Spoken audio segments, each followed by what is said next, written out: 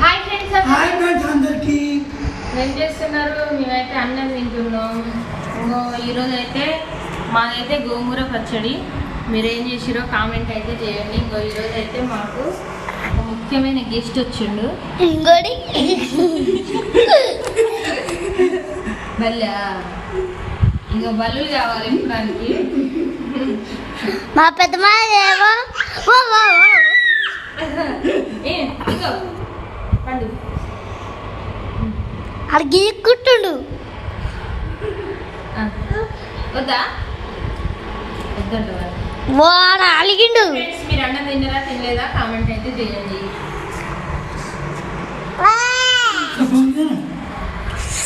Support లేదు. ఓ